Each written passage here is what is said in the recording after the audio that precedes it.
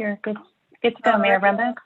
All right, it is 6 o'clock, so we are going to call the meeting to order. I'll remind council to please disclose of any pecuniary interest at the appropriate time.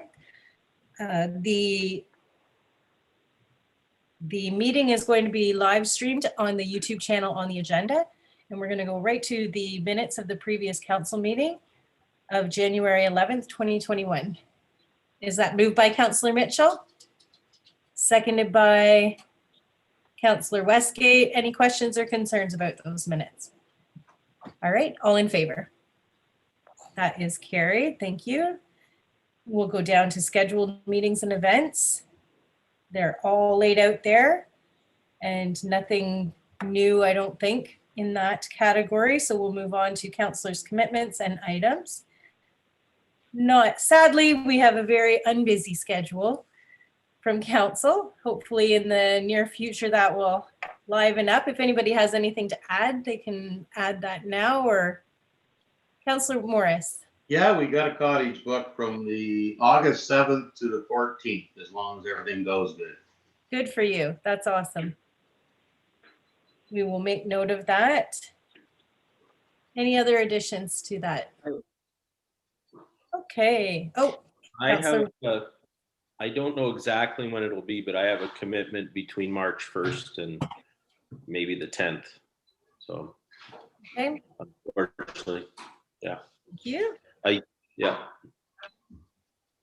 If that changes, we'll put it down from March 1st to the 10th. If it changes, you can just let staff know. Yeah, it'll probably get tightened up, but we don't know right now exactly when it'll be. Okay, thank you. And we're going to go to councillor items. We'll start with Councillor Mitchell tonight. You're muted, Colin. Sorry, nothing on my end, Madam Mayor. Thank you. Awesome. Thank you. Councillor Westgate. I have nothing either. All right. Councillor Morris. I had a few complaints on the icy conditions up in Fed. Okay. Andrew's nodding, so I'm assuming he's going to take note of that. Anything else today? All right, Councillor White. I have nothing either. Okay. As council knows, Amanda and I did attend Roma virtually this year, and it was an interesting array of topics that included 2 interview sessions on how rural Ontario can help build back better, how we as the local municipalities can assist in informing all of our residents about the COVID vaccine, and even how we can identify and eliminate our internal biases in decision-making processes. So it was very different Roma schedule this year. We did meet with Minister Ernie Hardeman from the Ministry of Agriculture and Rural Affairs to discuss the CN Rail's financial obligations and how they pertain to drainage associated with the property. Minister Hardeman and his team will be working with our staff on this issue going forward. So it was a good, productive meeting. We met with Minister Jeff Urick from the Ministry of Environment in regards to the Twin Creeks WM expansion, and we look forward to working closely with him and his team as well on that process. And lastly, we met with Minister Lisa Thompson from the Ministry of Consumer Affairs, and our CAO, Ms. Gubbles, gave her some welcomed feedback on their plan to move forward in regards to the limits of cemetery financial limitations. And as many of you know, our council has been working on that issue for a number of years. So it was good to see the progress happening on that front as well. So we had a fairly productive meeting, and one that I'm hoping next year will be in person. It is definitely not as much fun, I can tell you that. And I think that's all we have for today. I'm going to move on to staff items. We have a verbal update from Amanda on a few issues, so I'm going to turn it over to her. Thank you, Mayor Brumback. I think actually you provided a great update on the Roma conference and our delegation. You may have spoke to it, but I just to be sure, if it's repeat, apologies. We did also meet with the Minister of Agriculture and Rural Affairs and speak about our concerns around CN Rail's service and also payment timeline and comments for municipal drains. So we are conducting some further research when it comes to that issue. And I think Council can expect to see on a future agenda either a letter for endorsement or potentially a resolution expressing our concerns to be circulated to other municipalities. So that will be forthcoming. I have no other additional comments, Mayor Runbout. I didn't even read before I read off all of that, your staff items. And I apologize, I stepped on your toes there. No, it's great. Thank you.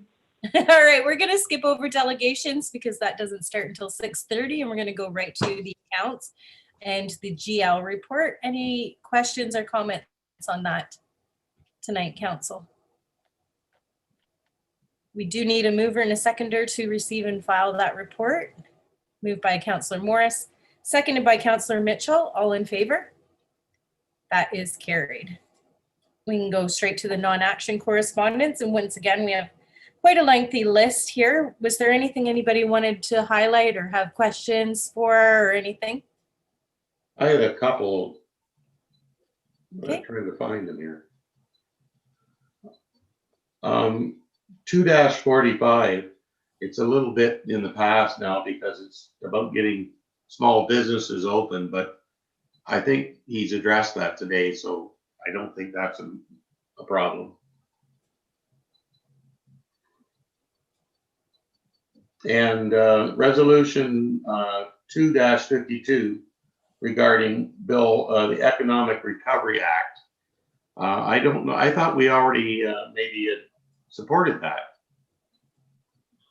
I could be wrong. Another municipality is just putting it got I on think so. because another one supported it. Yeah, I think so. That's all I had. Okay, anybody else? And we'll take a motion to receive and file the remainder of the correspondence. Moved by Councillor Mitchell, seconded by Councillor Westgate. All in favor? That is carried. We have a few action items to look at. The first one was a request from Statistics Canada to support their census. There is a resolution that they have suggested there. Councillor Westgate. I'll move that we support it. Okay. Seconded by Councillor Mitchell. Any questions or comments? All in favor? That is carried. Perhaps we could have just a little mention of the census coming in our upcoming newsletter, just even a little FYI to the population. Just to support that. Mayor, we can add that, Mayor Runbout, or at minimum we can add to our social media schedule for promotion. Thank you. The second one is the Municipality of Mississippi Mills resolution to request for revisions to the Municipal Elections Act. Amanda, do you know anything about that? Like what, as clerk, I really was curious to hear your opinion on it. Yes, I did actually make sure I refreshed my memory on this resolution prior to the meeting. And my understanding of this resolution is that it's specific, I would think, to municipalities that have smaller parcels of land or that are not held with a permanent residence. And the comment, but so this resolution is to provide some clarity around what type of property needs to be owned in order to get a ballot. As the Municipal Elections Act stands now, it does, anyone who owns property receives a ballot, assuming they meet the other eligibility criteria to be an elector in a municipal election. I see no issues with the current way in terms of Warwick's voters list as it's set up in terms of property. It might be different in Mississippi Mills, though. I don't know. Okay. Thank you for that. I just was curious to know your opinion. If you were like, yeah, we need to do this, then that would have been very helpful. So, okay, we can move on unless council wanted to. Okay, are we good to go on? We'll move on to the Township of Southwest Oxford resolution regarding photo radar. And then there was the Lambton Federation of Agriculture support for Enbridge line to ensure propane supply continues. Councillor Morris. I'd like to support 265 for the line 5 propane supply. Okay, and it looked like you had a couple of seconders there. We'll go with Councillor Mitchell. Is there an actual resolution written up, Amanda, or do we take that as direction? Like, how can we proceed with that? Because I didn't read an actual resolution. You're right, Mayor Brumbaugh. There doesn't appear to be one included in their correspondence, but we certainly could draft a resolution based on the support and endorsement of council, but essentially it would read something like that Warwick Township Council support and endorse the Enbridge's Line 5 project. Yeah. Okay. Yeah. Yeah. Councillor White. It's actually negotiation with Michigan because they're talking about cutting off line 5, which supplies Chemical Valley and a lot of, I don't even know if it supplies our Dawn storage fields with natural gas too. But they're Michigan, the U.S. government, state governments are talking about not allowing it to go through Michigan and under the Great Lakes. So, yeah. So it's actually supporting our government in negotiations, I guess, with them. So. Okay, thank you for that clarification. I'm sure I trust staff to be able to compose a letter in support. All right, all in favor of supporting that? That is carried. Thank you, Council. We do need a motion to receive and file the remainder of the correspondence. Moved by Councillor Mitchell, seconded by Councillor Morris. All in favor? That is carried. And we'll go right on to 13A, which is the quarterly status report from the CAO. Need a mover and a seconder to have that report put on the floor. Moved by Councillor Westgate, seconded by Councillor Mitchell. Any questions or comments on that report? Seeing none, all in favor? That is carried. That's what you get when you have awesome staff that makes great reports. Going on to current municipal service levels and COVID-19 impacts.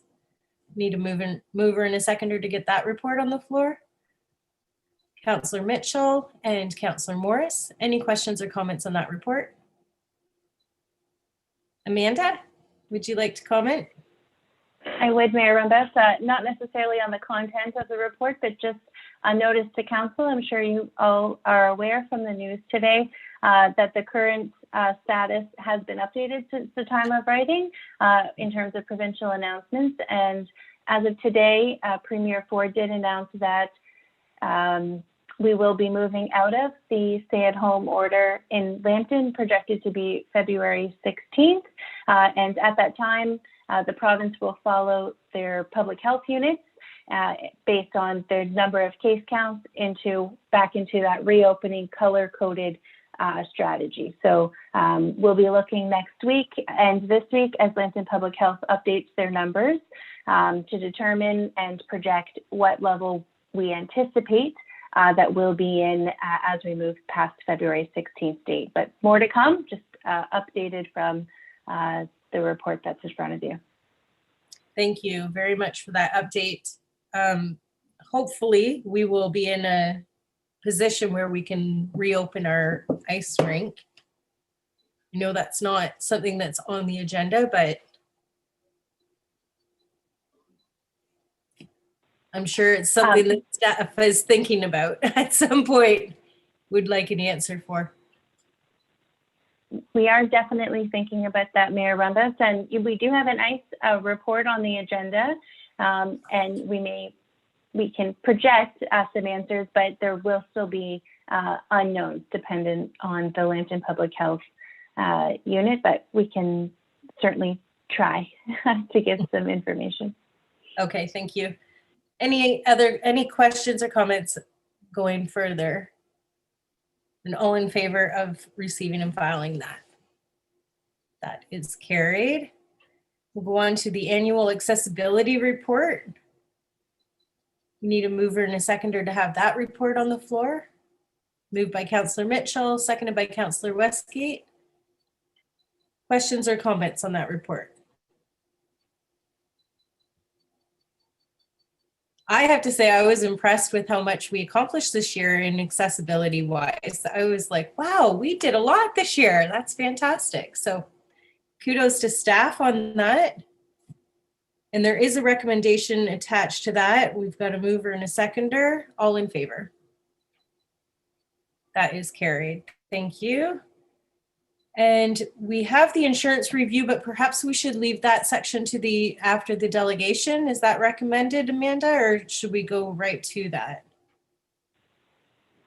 Sure, Mayor Rumbas, I think that would be appropriate, as the delegate will be presenting the overall plan. That's no problem. We'll hold off on D until after the delegation, and we'll go to the ICE operations update. So it does say here for council direction. I'm assuming we want to have a little bit of a discussion on this. Councillor Mitchell. I'm in favor of keeping our pad going. It sounds like after today's announcement, we've got to wait to the 16th to generate some rentals, but I think we're in a great position to keep it and maybe recoup some of that with other pads in the area going dormant. So that's just my opinion on it. Okay. Councillor White. Just wondering if we could get some clarity from the government, because in their announcement, they are opening up small businesses, but they really don't want people doing anything. They're raising the stay-at-home order, but they still want you to stay at home. So that's all I was about ICE that I would want to look at, because I'm not sure that we're able to do anything with the arena yet, even if as other things open up. So. Councillor Westgate. I think we should keep it in for one more week anyway and see what happens after that.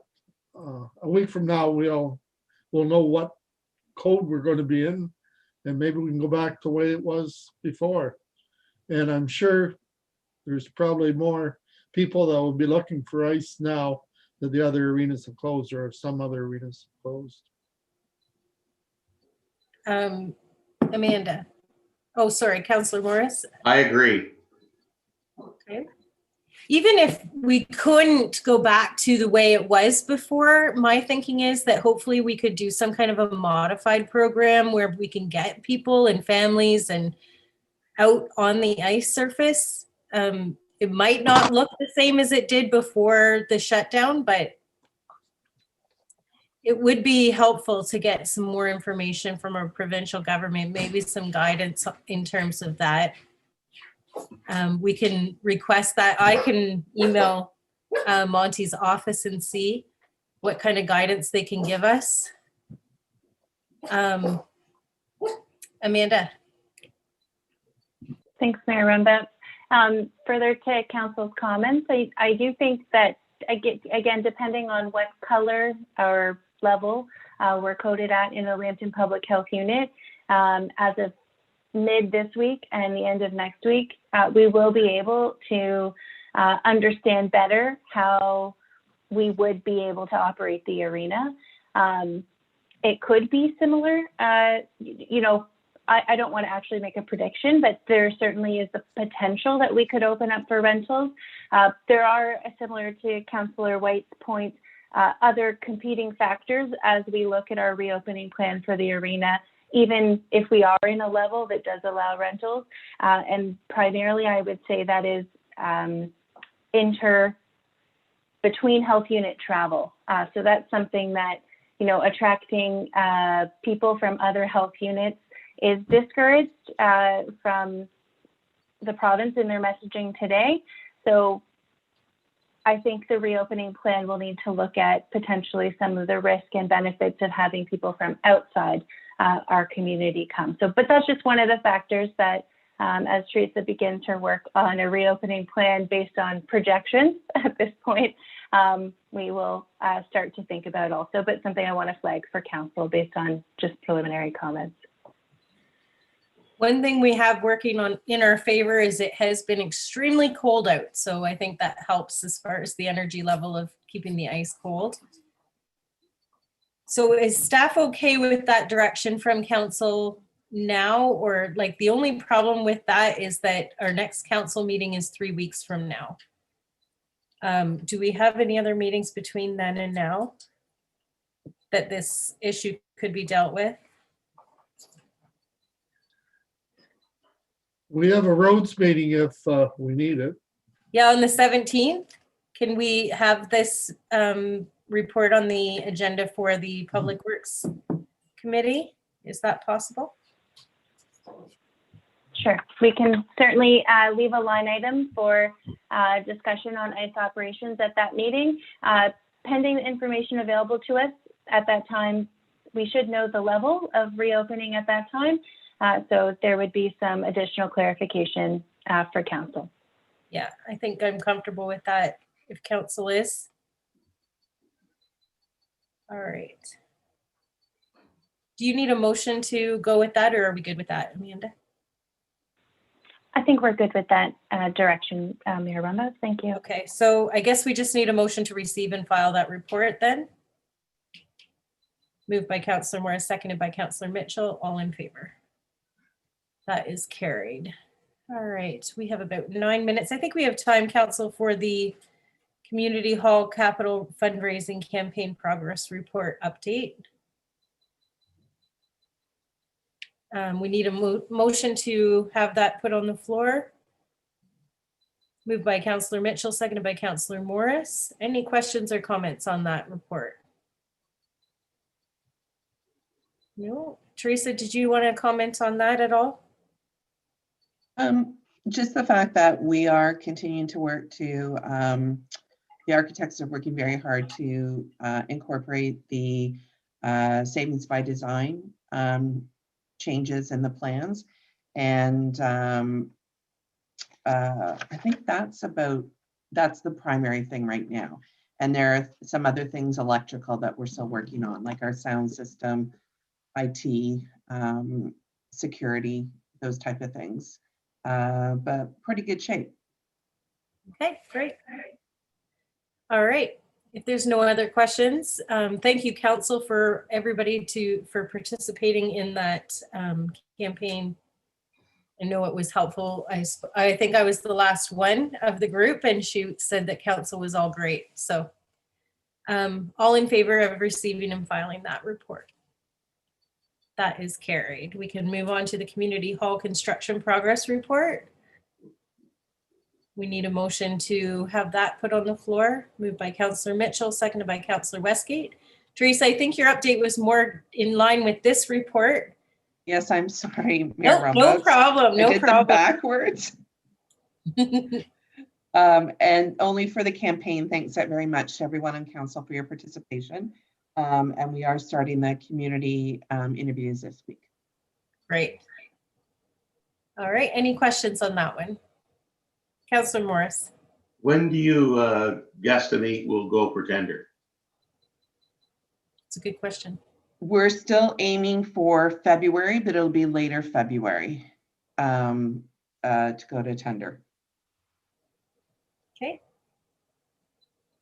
All right. All in favor of receiving and filing that? That is carried. We'll go on to the supply and delivery of maintenance and gravel. And there's a recommendation on there. We need a mover and a seconder for that. Moved by Councillor White, seconded by Councillor Mitchell. Councillor Morris, do you have a question? Yeah, I do, Andrew. I see you're putting some gravel on a couple of our F roads that are no winter maintenance. That's a good idea, I think, by the drawing anyway. And is there any reason you're not putting maintenance gravel on underpass or part of First School? We've been placing gravel based on rotation. So those particular roads are on either a 2 or 3 year rotation. They are subject to change. So the roads are all reviewed in the springtime because of course Mother Nature can mess with their plans. So if they require gravel, they will get it and there can be shifting. So, but they just don't fall into this year's gravel application. Okay.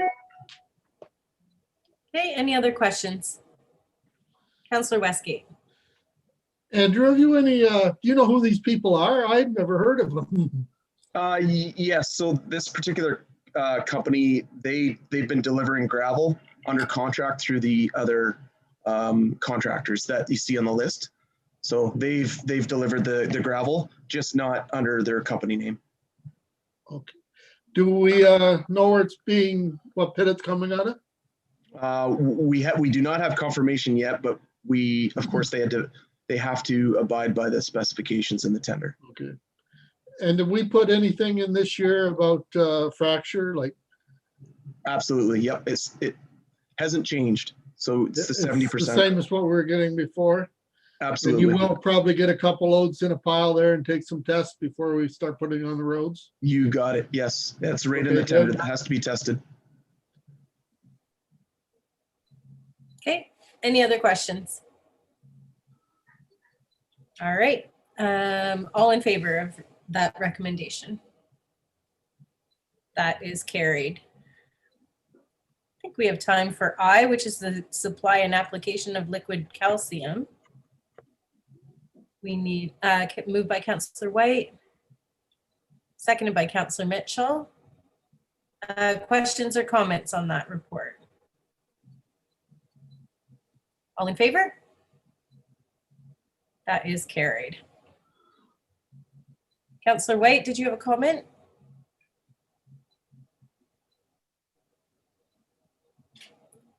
Okay, so do we have time for J? I think so.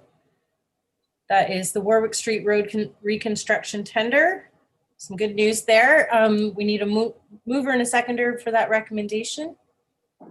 Moved by Councillor Mitchell, seconded by Councillor Westgate. Questions or comments on that report? It's always good to see a bit of a savings over what we had initially predicted. All right, all in favor? That is carried. We did have a lot of tenders there, didn't we? Yeah, I couldn't believe this amount of tenders. People It's must be good to hard get up out for work. early. That's the benefit of getting out early, right, Andrew? That's right. Yep. Contractors are eager to fill up their book for the year. Yep. All right. I think we have a minute to go over the committee and other minutes. So there's 14A, which is the minutes of the Parks and Recreation Committee meeting of January 13th. Need a mover and a seconder to receive and file those minutes. Moved by Councillor Westgate, seconded by Councillor Mitchell. Any comments on those minutes, Councillor White? Looked like a pretty straightforward meeting. Yeah, it's a very straightforward meeting. So, Okay. yeah. All in favor? That is carried. And the minutes of the special council meeting of January 14th. Moved by Councillor Mitchell, seconded by Councillor Morris. All in favor of receiving and filing those? That is carried. The minutes of the Development Committee meeting of January 19th. Moved by Councillor Westgate, seconded by Councillor Morris. All in favor of receiving and filing those minutes? We have just a minute. We can do minutes of the special council meeting of January 20th. Moved by Councillor Mitchell, seconded by Councillor Westgate, all in favor? And lastly, the minutes of the special council subdivision application meeting of January 20th. Moved by Councillor Mitchell, seconded by Councillor Morris. All in favor? That is carried. All right, we are going to go up to our delegation. If we want to take a moment to welcome him in. We have Tony Camisso, the regional manager from Frank Cowan and Company, for their annual municipal insurance program report.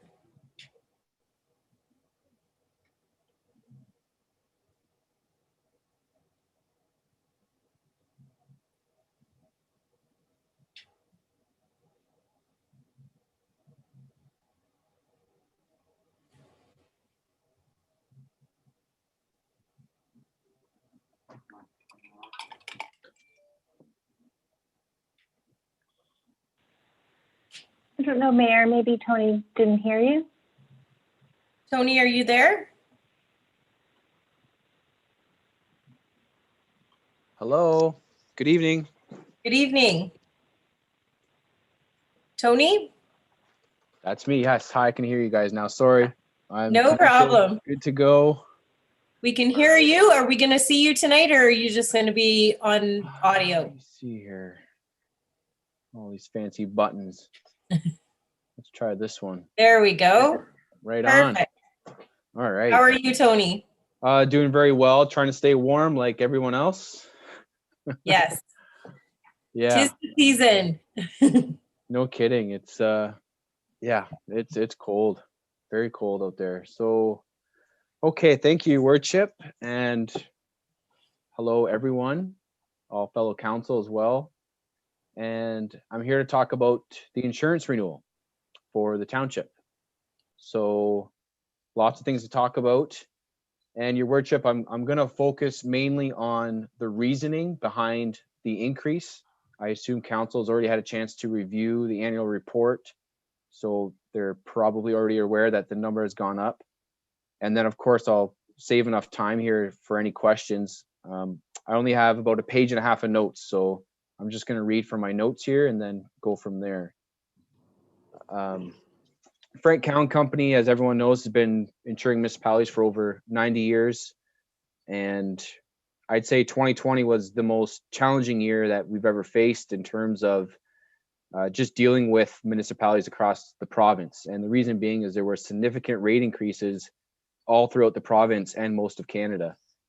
And I think there's three particular reasons that's causing it. So I'm going to get it right into it now. So the number one reason that we're seeing these ever increasing insurance costs is the physical cost of claims going up. And this is a global issue affecting all insurers. Things just cost more: parts, labor, everything in general. There is a continuing trend that shows that we have, as a society, have become more litigious and demonstrate less personal accountability, resulting in a higher frequency and severity of claims. In response, judges have awarded more contributory negligence to municipalities versus plaintiffs. Damage awards are substantial. A number of years ago, it was alarming to hear about a $5 million liability award. Today, the awards are much more frequent. Court awards for severe bodily injury claims have increased dramatically in the last 10 years. Claims that have settled for $5 million 10 years ago are now settling up to $12 to $18 million. These awards are primarily driven by the cost of future care for catastrophically injured plaintiffs. Municipalities have a large exposure for this type of risk of damaging awards and are currently feeling the impact through the increasing cost of insurance. The cost to defend a claim is going up. Individual claims are much more complex to defend, resulting in more time to manage the claim with more detailed investigations, more experts, and more legal time involved in the process, again at increasing rates. Property losses are more frequent and severe. Climate change has resulted in substantial increase in property losses. Regardless of if this impacted the municipality directly, the substantial escalation in cost of claims has increased both property and reinsurance rates worldwide. Insurers have statistically seen more weather-related losses than ever before. So regardless if you believe in climate change or not, I can tell you that the insurers simply do. From 2009 to 2019, national severe weather losses across the country averaged $1.9 billion. In the decades before that, which was from the study from 1983 to 2008, the average yearly total was only 422 million. So that's a huge drop right there in physical numbers. Joint and several liability, I think council is probably sick of hearing this, but still a significant concern for municipalities in Ontario. AMO has definitely created some working groups over the years with the goal of reforming this particular law. There's currently a resolution being passed around within the province. I've seen it, quite a few municipalities addressing it. As the severity of awards increases, so too does the exposure for those who have deep pockets. And although AMO's initiatives have not generated change, they have increased awareness. And Frank Cowan will continue to assist the municipal sector in lobbying for relief. So again, I can confidently say that we are the only insurer who is financially supporting that initiative. And I guess my point regarding my first reason for the increase in cost, Your Worship, is it's not just joint and several liability that's causing increasing rates. There's quite a few other issues that municipalities are seeing that every commercial insurance risk is seeing across the country. And that's basically that there's more weather-related claims happening, and the cost to defend liability or third-party lawsuit claims, those physical costs have also gone up substantially over the last decade. So my second point here is low interest rates. So insurers have always used premiums collected to invest those funds in order to help offset claim losses. We are now over a decade of historical low interest rates. This has produced poor results and very low to zero return on any investments. Combine that with claims costs escalating faster than the inflation rate, so insurers are forced to increase rates. So simply put, with insurance rates as low as they are, insurers are not making any money on those returns for investments, which is causing them to rely more on claims data to figure out how much dollars are coming in and how much is coming out. My third and final point here, Your Worship, is the backlog along the courts. And I don't think many people are physically talking about this, but it has affected our ability to effectively close out current liability claims. The longer an insurance claim is open, the more typically it costs. With COVID, the courts shut down like everything else with a system that was already backlogged.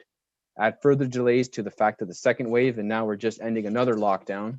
Although I hear there was a big news release today from the province, so I'll have to look into that. But regardless, these matters that should have settled within the year are being dragged out even longer. And this brings me back to my first point about future claims costs. So for these reasons, I believe that this is the specific reasons that are affecting municipal insurance rates. The last time the insurance industry seen insurers adjustments rates of this magnitude was in the early 2000s.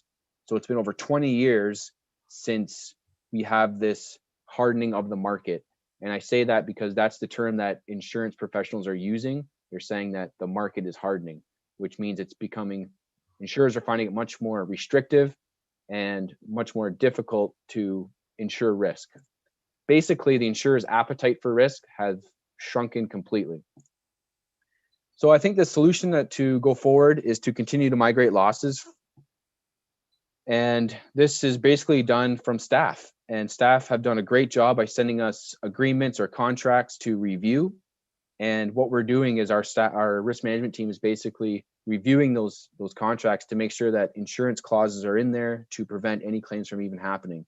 So anytime there's a project, staff should continue to consider what liability implications would be. If there's an insurance clause, is it protecting the municipality? And asking questions like this are important to prevent claims from even happening. And I think that's a service that the township has already used in the past. It's value added, it's part of the package. And it's something that I wish more municipalities would take advantage of personally. But I know your staff have already done a great job of informing us when there is something going on that we can try and prevent a claim from even happening. So I want to give kudos to staff for that.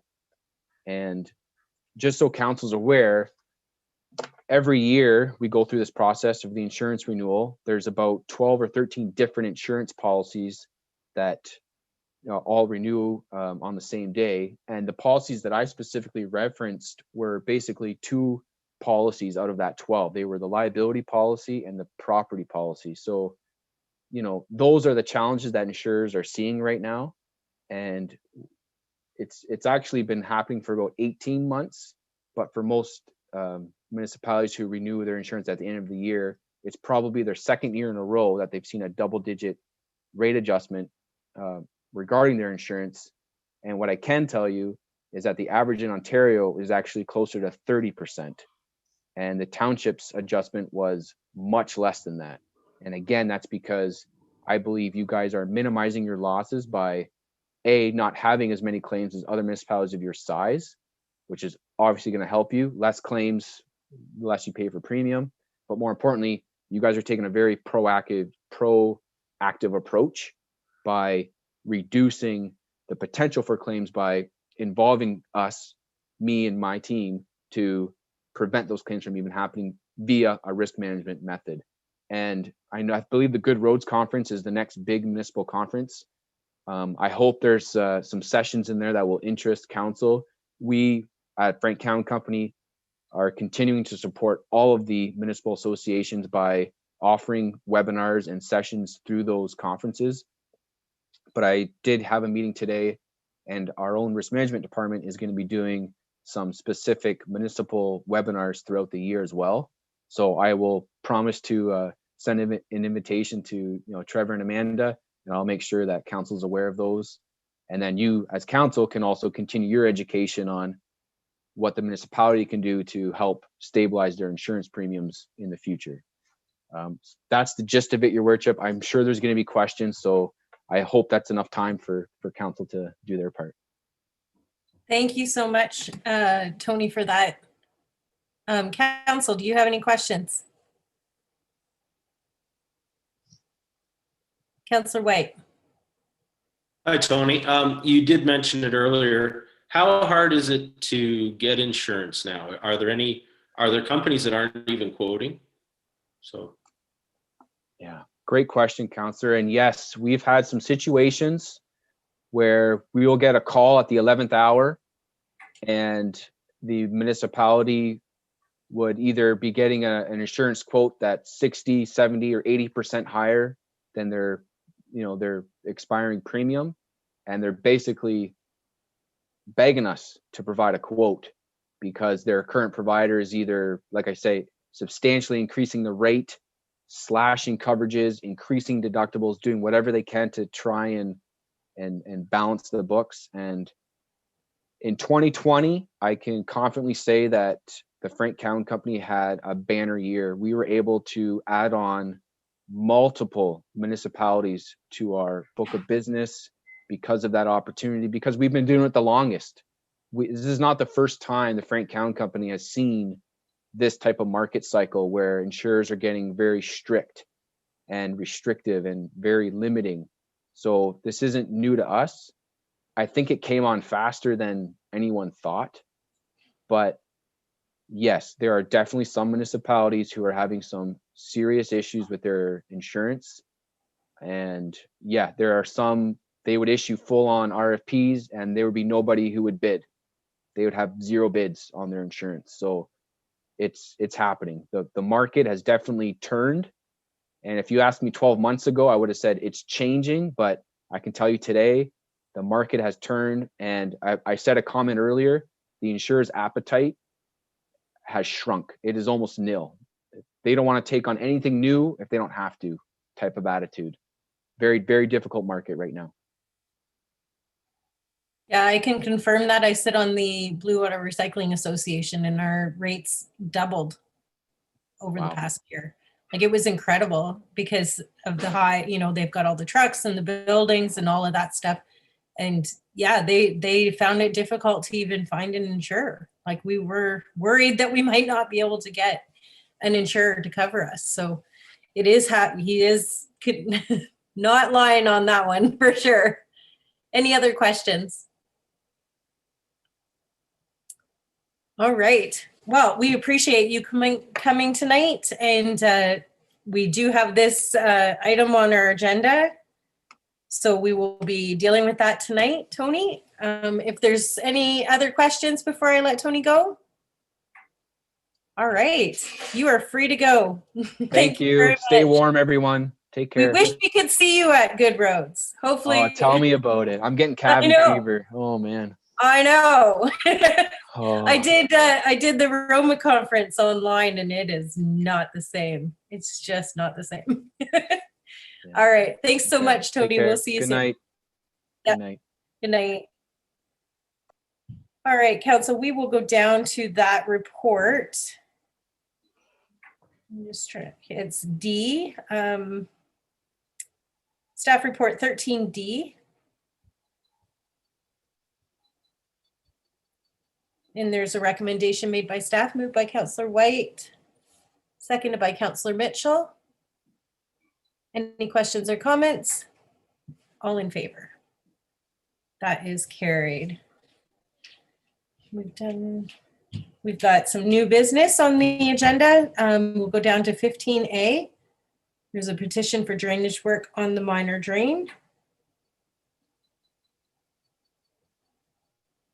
Moved by Councillor Morris, seconded by Councillor Mitchell. Any questions? Councillor White, do you have a question? No? Question, no question. Okay. All right, all in favor of that? That is carried. Wow, I'm impressed. 6:45, going into a closed meeting. So we do need a motion to go in camera for the reasons listed on the agenda. We will not be returning back onto the YouTube session because we just need to close out the meeting. So appreciate all of our viewers, and we'll see you soon. Moved by Councillor Mitchell, seconded by Councillor Westgate, all in favor.